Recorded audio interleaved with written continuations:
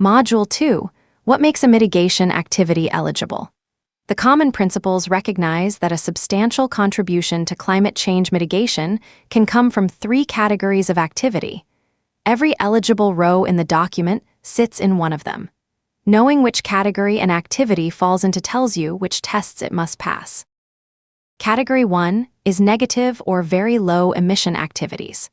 The document defines these as activities which result in negative, zero, or very low greenhouse gas emissions and are fully consistent with the long-term temperature goal of the Paris Agreement.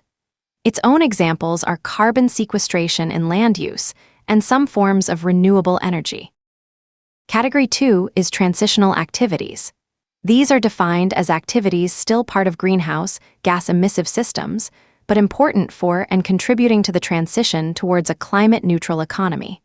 The document example is energy efficiency improvement in manufacturing that directly or indirectly uses fossil fuels. This settles a question consultants often get wrong. An activity can still burn fossil fuel and still be eligible. What makes it eligible is not that it is clean. It is that it is transitional under conditions the document specifies. Category 3 is enabling activities.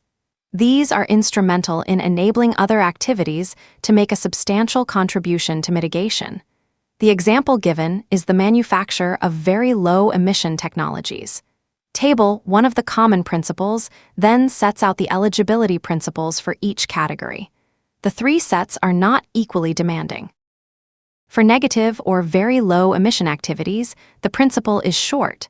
They must have negative or near zero relative greenhouse gas emissions. That is the whole test. For transitional activities, there are 4 conditions. All of them apply.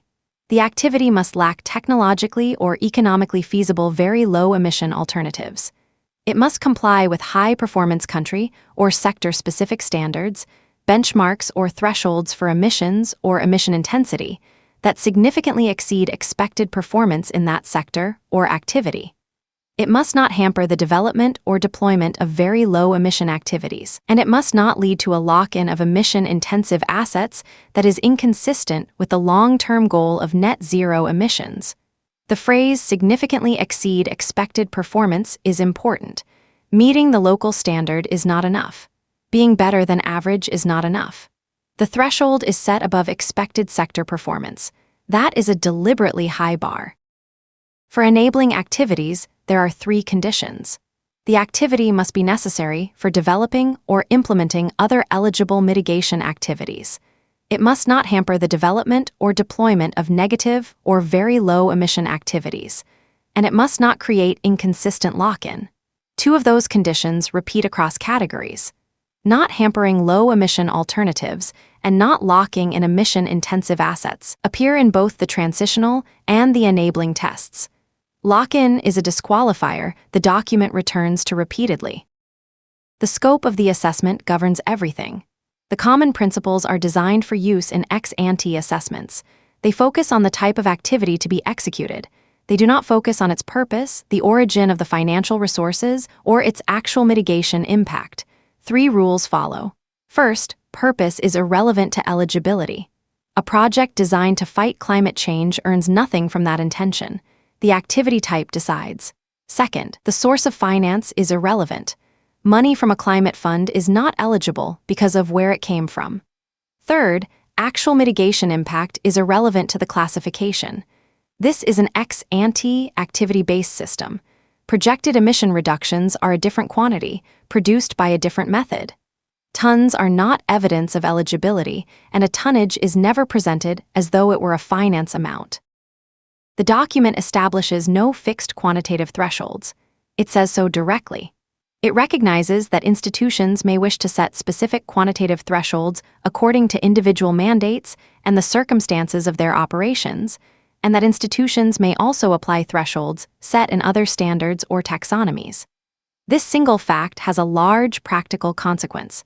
There is no universal efficiency percentage.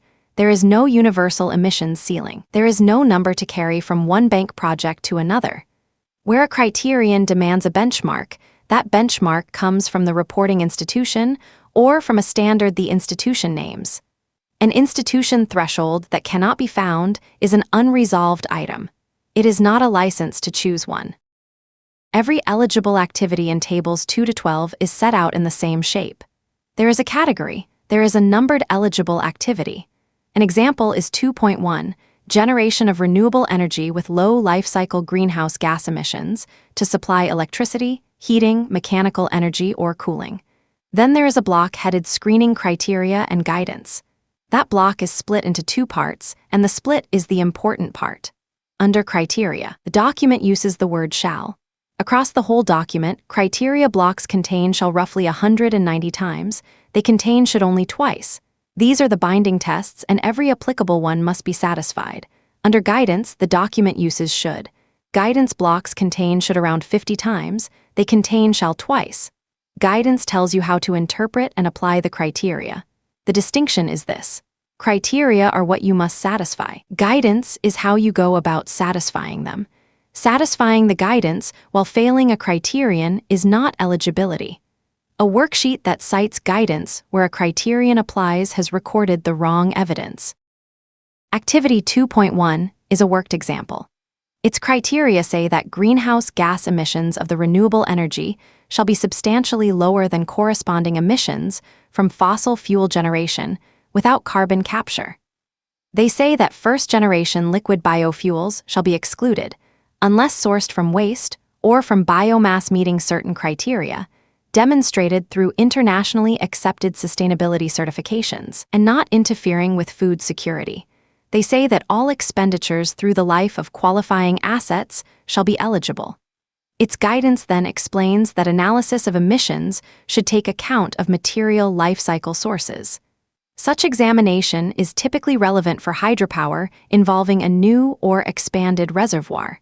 It is also relevant for geothermal and for bioenergy. Examination is not necessary for forms of energy widely recognized as having very low life cycle emissions. These include solar, wind, and tidal. That last line does real work on a live assignment. For solar, wind, and tidal, the guidance tells you a life cycle emissions examination is not necessary. For hydropower with a new reservoir, it tells you the opposite. Across the 11 sector tables there are 94 numbered eligible activities. That is the entire universe of eligible mitigation activities for MDB reporting. Module 3 walks those tables and shows how to find the right row.